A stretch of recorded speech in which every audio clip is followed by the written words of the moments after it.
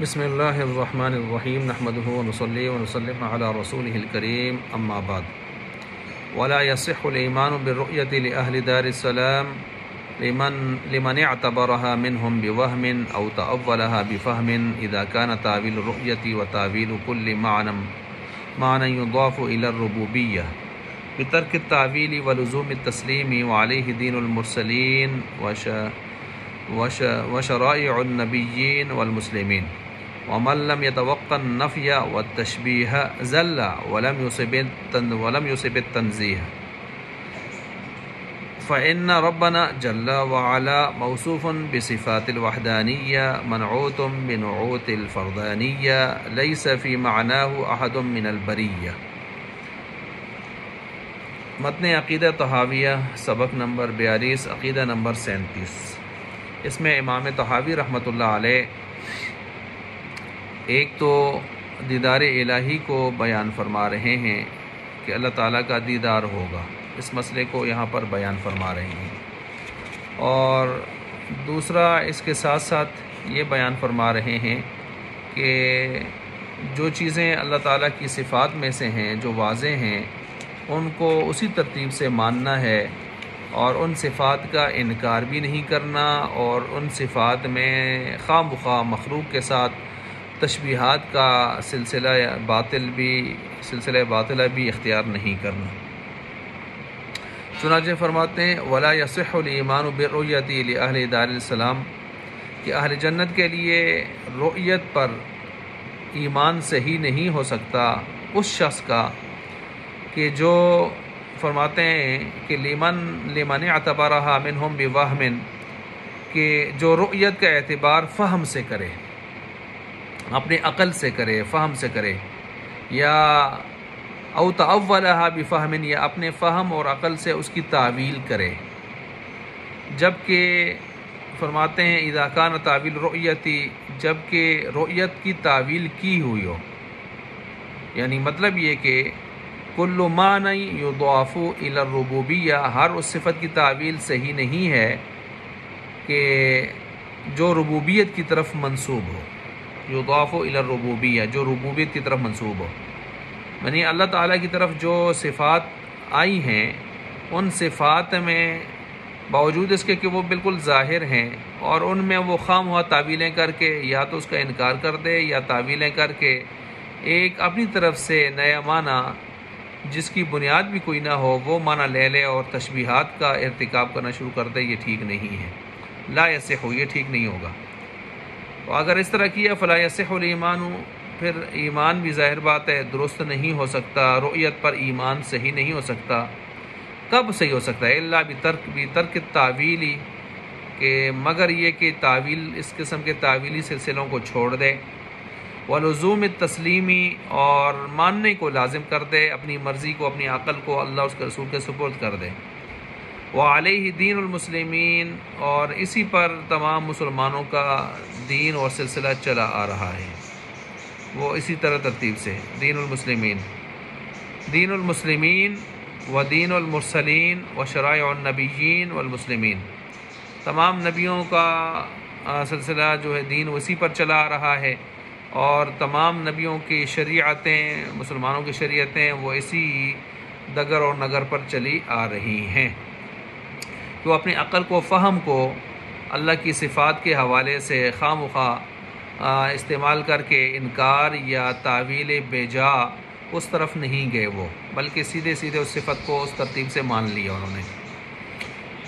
آگے فرماتے ہیں ومن لم يتوقع النفی اور جو نفی سے بچے گا نہیں، یہ فرقہ معطلہ پر رد کر دی کہ جو اللہ تعالیٰ کی صفات کا سرے سے انکار کر بیٹھتا ہے،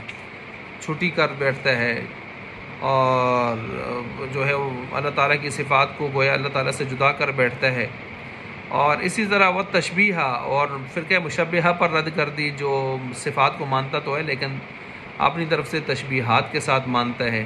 ذلہ فرماتے ہیں جو ان سے نہیں بچا، ان دونوں قسم کی خرابیوں سے، بیماریوں سے، ذلہ وہ اس کا قدم پھسل جائے گا۔ ولم یصب التنزیہ، اور وہ کبھی بھی تنزیہ کو پہنچ سکتا نہیں۔ تنزیہ کا مطلب یعنی اللہ تعالیٰ کی ذات و صفات کو ہر قسم کے عیب اور نقص وغیرہ سے پاک صاف سمجھنا، مبرہ و منزہ سمجھنا۔ فإن ربنا جل وعلا، بس بے شک ہمارے رب جو بہت ہی زیادہ بزرگی اور بلندی اور برتری والے ہیں، موصوفاً وہ موصوف ہیں بصفات الوحدانیہ، صفات وحدانیہ کے ساتھ، منعوت وہ موصوف ہیں بنعوت الفردانیہ، ہر قسم کی جو صفت فردانیہ اور منفرد صفات ہیں ان کے ساتھ وہ انہی کے وہ حامل ہیں۔ لیس فی معناہ احد من البریہ، اور ظاہر بات ہے اس کی کوئی بھی صفت مخلوق میں پائی جاتی نہیں۔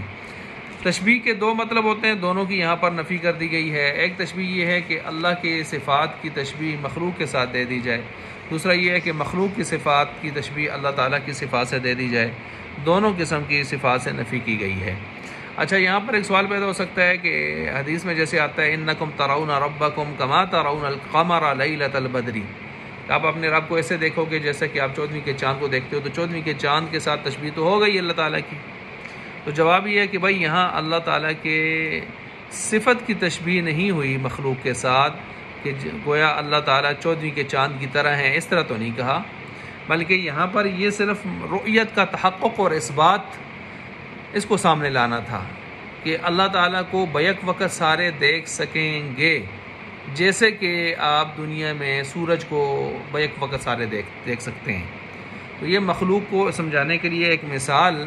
کہ جس طرح سورج کو سارے دیکھ سکتے ہیں، کوئی اشکال نہیں ہوتا، تو ایسے اللہ تعالیٰ کو بھی سارے دیکھ سکیں گے۔ تو یہ رؤیت اور کا تحقق اور اثبات بتایا جا رہا ہے، رؤیت مجتمعہ، ٹھیک ہے، اس کو ثابت کیا جا رہا ہے۔ ایسا نہیں ہے کہ اللہ تعالیٰ چودھویں کے چاند کی طرح ہیں تو اللہ کے حسن کو اس کے تشبیہ دی جا رہی ہے، ایسا نہیں ہے۔ تو باقی میں نے اس عقیدے کی تقریباً ساری جو بنیادی تشریح بنتی تھی وہ کر لی ہے کہ کوئی آدمی بھی اگر اپنے وہم کو، عقل کو چلائے گا اور اللہ تعالیٰ کی صفات کو سمجھنے کی کوشش کرے گا اور اس کے پاس کوئی بنیاد نہیں ہوگی اور اپنی طرف سے نئی نئی چیزیں نکالے گا، یا وہ تعویلیں کرے گا اور تعویلیں کر کے کوئی یا انکار کر دے گا، یا تعویلات فاسدہ، باطلہ، مبتدعہ، قاصدہ، اس طرح کی تعویلات کا ارتکاب کر کے وہ جو ہے زندقہ قسم کی تعویلات کرے گا، تو پھر ایسی صورت میں یہ شخص کبھی بھی ہدایت پر قائم رہ سکتا نہیں ہے۔ تو اپنی مرضی کو اللہ کے سپرد کر دے اور اللہ کی صفات میں نہ انکار کی طرف جائے نہ تعویل زندقہ کی طرف جائے، بلکہ جو ظاہراً چیز سامنے آ رہی ہے انہی کو لے لے۔ مطلق تعویل کا انکار نہیں کیا، مطلق تعویلات تو چلیں گی، وہ تو ان کے بغیر تو بہت ساری نصوص آپ کو سمجھ نہیں آئیں گی، وہ تعویلات تو اپنی جگہ ہوتی رہیں گی، جو تعویلات صحیحہ ہیں، جائزہ ہیں، وہ ہوتی رہیں گی۔ یہاں تعویلات باطلہ، قاصدہ، فاسدہ، مبتدعہ، ان کی جو ہے ان کا رد کیا گیا ہے یہاں پر، ٹھیک ہو گیا۔ اچھا، تو بہرحال یہ چیز یہاں پر واضح کر دی گئی کہ اللہ تعالیٰ اپنی ذات میں، صفات میں وہ وحدہ لا شریک ہیں، اس کے ساتھ، اس کی ذات اور صفات کے ساتھ نہ کسی کو مخلوق میں سے کسی کی تشبیہ دی جا سکتی ہے، اور نہ اس کو اٹھا کر اس کی صفات کو مخلوق میں سے کسی کی صفت کے ساتھ تشبیہ دی جا سکتی ہے۔ دو طرفہ تشبیہات منع ہیں، ممنوع ہیں، اور اللہ تعالیٰ کی ذات اور صفات کو اسی ترتیب سے جیسا بیان ہوئی ہے اس طرح ماننا ضروری ہے۔